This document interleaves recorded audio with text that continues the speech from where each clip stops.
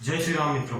आज मैं सुनाऊंगा आपको श्री राम जन्मभूमि के लिए गुरु और शिष्यों के बलिदान की अद्भुत कहानी। जी हाँ, जम्मू जिले के अखनूर के समा इलाके में श्री रामचंद्र दास जी महाराज का आश्रम है और वहीं पर उनके साथ उनके शिष्य भी रहा करते थे। आपने गुरु गोविंद सिंह जी की कहानी तो सुनी है। उनके दो पुत्र जो थे उन्होंने मातृभूमि के लिए कैसा अद्भुत बलिदान दिया था। ठीक उसी प्रकार रामचंद्र दास जी महाराज के शिष्यों ने भी प्रभु श्री राम के लिए कैसा अद्भुत बलिदान दिया।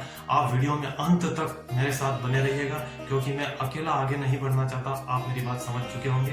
तो ये घटना 1990 की है, जब पूरे देश में अयोध्या से ये संदेश फैलाया था। विश्व हिंदू परिषद ने, आरएसएस ने ये संदेश फैलाया था जन जन तक, हर घर तक, कि राम जी के कार्य के लिए हमें अयोध्या पहुंचना है। तो ये विश्व हिंदू परिषद से ये महाराज जी भी जुड़े थे, तो इनके कान तक भी ये बात गई। इन्होंने भी निश्चय किया कि मुझे भी राम जी के कार्य के लिए जाना है अयोध्या। तो ये अपने दो शिष्यों के साथ में अयोध्या के लिए रवाना हो जाते हैं। तो ये जब अयोध्या पहुंचे तो थोड़ा लेट पहुंचे थे और पुलिस ने बैरिकेडिंग रोक कर दी थी। अयोध्या में इनको बाहर ही रोक दिया गया। तो देश भर से जो लोग आ रहे थे, लेट आए थे, उनको बाहर रोक दिया गया था।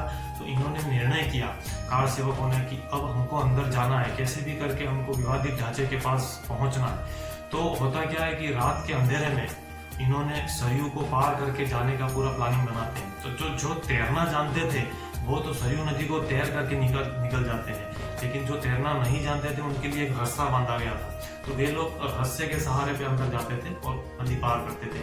तो कई कार सेवक तो उसमें बह भी जाते थे, तो वहीं उनके प्राण निकल जाते थे। तो इस तरह से ये तीनों दो शिष्य गुरु सरयू को पार करते हैं, उस किनारे पे जाते हैं। फिर वहां से एक जत्था पूरा निकलता है उस जगह की तरफ, राम जन्मभूमि की तरफ। तो उस समय तो तत्कालीन मुख्यमंत्री का ऐसा आदेश मिला हुआ था कि जो भी जन्मभूमि की तरफ आता है उसे गोली मार दी जाए। पुलिस वालों को पूरी छूट मिली हुई थी।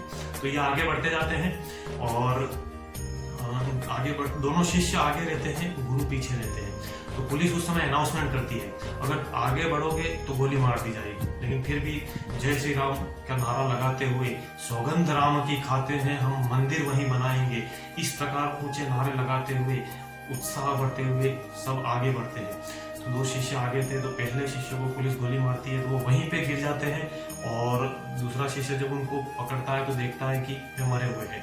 तो वे भी जय श्री राम करते हुए जब दूसरा शिष्य भी आगे बढ़ता है तो पुलिस उसको भी गोली मारती है। तो वो अपने गुरु को कहता है कि मेरे को तो गुरु जी इन्होंने गोली मार दी। तो उनके गुरु कहते हैं कि तू राम जी के काम के लिए आया था और प्रभु राम के पास जा रहा है, तो तुझे डर किस बात का। फिर उनके गुरु भी फिर आगे बढ़ते हैं और उनके गुरु को पुलिस पैरों में गोली मार देती है, वो भी वहां पर गिर जाते हैं। और उस समय ऐसा माहौल बना हुआ था कि जो भी कार सेवक को गोली मारी जाती थी, घायल हो जाते थे, तो पुलिस उनको उठा उठा के सरयू में फेंक रही थी। इस तरह से तो इन तीनों को भी पुलिस ने सरयू में फेंक दिया था। तो कार सेवकों ने इन महाराज जी को उठा बचा लिया, उसमें से पानी में से निकाल के इनका थोड़ा इलाज कराया। उसके बाद में पुलिस इनको गाड़ी में बिठा करके जेल में ले जाती है। वहाँ जेल में कुछ दिनों तक ये रहते हैं। उसके बाद जब ये जेल से निकलते हैं तो सीधा ये राम जन्मभूमि, जो रामलला का टेंट लगा हुआ था, वहाँ पर पहुँचते हैं। वहाँ पर श्री राम जी की पादुकाएं होती हैं, वो पादुकाएं ये वहाँ से लेते हैं और उस समय ये एक प्रतिज्ञा करते हैं कि मतलब जब तक श्री राम जन्मभूमि पर उनकी प्राण प्रतिष्ठा नहीं हो जाती है श्री राम जी की, तब तक मैं इस जगह पर नहीं आऊँगा।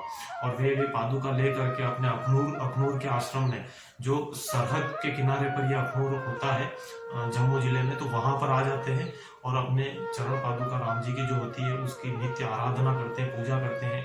और ये साल में एक बार वहाँ पर जाते भी थे अयोध्या में।